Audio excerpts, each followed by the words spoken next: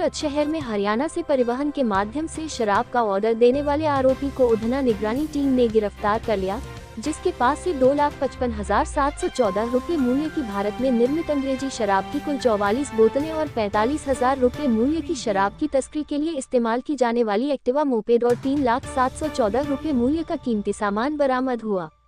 ताज़ा खबर देखने के लिए देखते रहे स्टार न्यूज नेटवर्क। जय हिंद, जय भारत।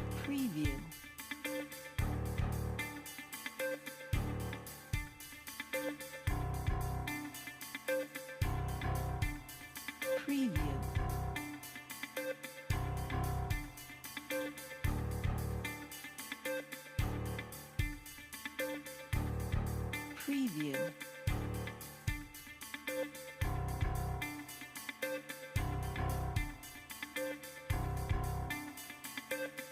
Preview.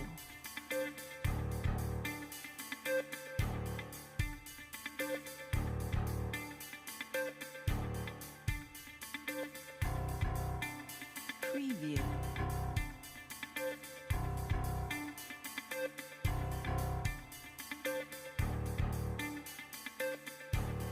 Preview.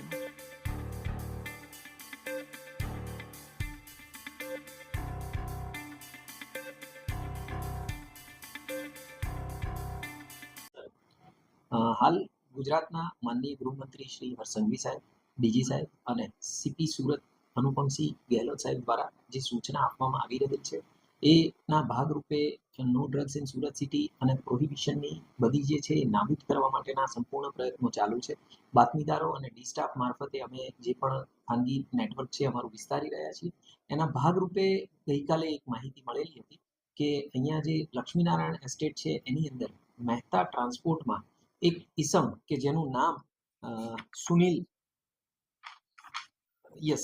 છે, એણે આ કિચનવેરનો સામાન મંગાવવાના બહાને લીકર જે છે એ મંગાવ્યું છે। એ બાતમી મળતા ખાનગી જે અમારા ડી સ્ટાફના માણસો છે એ ખાનગી દેશમાં ત્યાં આગળ વોચમાં રહ્યા હતા અને ડિલિવરી લેવા આવનાર જે ઈસમ છે મિહિર સોની કે જે વેસુમાં રહે છે એને ઝડપી પાડ્યો હતો એના વાહન સાથે।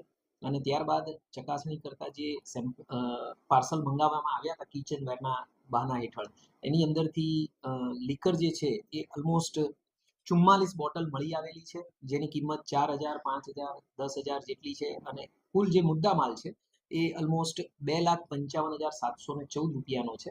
એની વધારે પૂછપરછ ચાલુ છે અને આ જે માલ છે એ હરિયાણાથી મંગાવવામાં આવેલો છે। એચકે ટ્રેડિંગ જે કંપની છે એની પાસેથી આ મુદ્દામાલ મંગાવવામાં આવેલો છે અને આ લોકો ક્યાં સપ્લાય કરતા હતા, કઈ રીતે એમનું નેટવર્ક ચલાવતા હતા, એની હાલ જે એક આરોપી છે એને અરેસ્ટ કરી અને પૂછપરછ અને આગળની તપાસ ચાલુ છે। એ બાબતે મેં કહ્યું એ પ્રમાણે કે હાલ અત્યારે જે પકડાયેલ ઈસમ છે એના મારફતે આગળની બાકીની તપાસ ચાલુ છે અમારી।